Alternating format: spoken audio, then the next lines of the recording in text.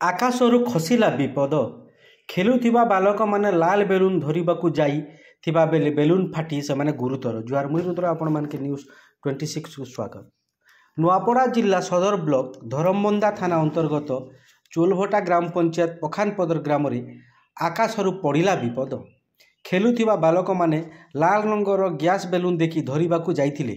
ବେଲୁନକୁ ନେବା ପାଇଁ ସେମାନଙ୍କ ଭିତରେ ଟଣା ଓଟରା ହୋଇଥିଲା ବେଳେ ବେଲୁନ ଗୁଡ଼ିକ ଫାଟି ଯାଇଥିଲା। ବେଲୁନ ଭିତରେ ଥିବା ଗ୍ୟାସ୍ରେ ତାଙ୍କ ଶରୀରର ବିଭିନ୍ନ ସ୍ଥାନରେ କ୍ଷତି ହୋଇଥିଲା। ଏପରିକି ପିନ୍ଧିଥିବା ସାର୍ଟ ପ୍ୟାଣ୍ଟ ମନ୍ଦ ଫାଟି ଯାଇଥିଲା ବେଳେ ଗୁରୁତର ଆହତ ହୋଇଥିଲେ ସେମାନେ। ବାଲକମାନଙ୍କର ବୟସ 10ରୁ 11 ବର୍ଷ ବୋଲି ଜଣାପଡ଼ିଛି।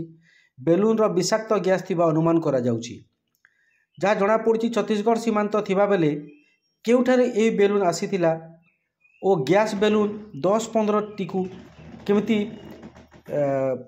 ସେ ଏରିଆକୁ ଆସିଥିଲା ଏବଂ ତା ଫାଟି ଯାଇଥିବା ବେଳେ ତାକୁ ଜବତ କରିଛି ଧରମବନ୍ଦା ପୋଲିସ ଏବଂ ଘଟଣାର ତଦନ୍ତ ଚାଲିଥିବା ଜଣାପଡ଼ିଛି ଏବଂ ଆହତ ବାଲକମାନଙ୍କୁ ନୂଆପଡ଼ା ଜିଲ୍ଲା ମୁଖ୍ୟ ଚିକିତ୍ସାଳୟରେ ଭର୍ତ୍ତି କରାଯାଇଛି।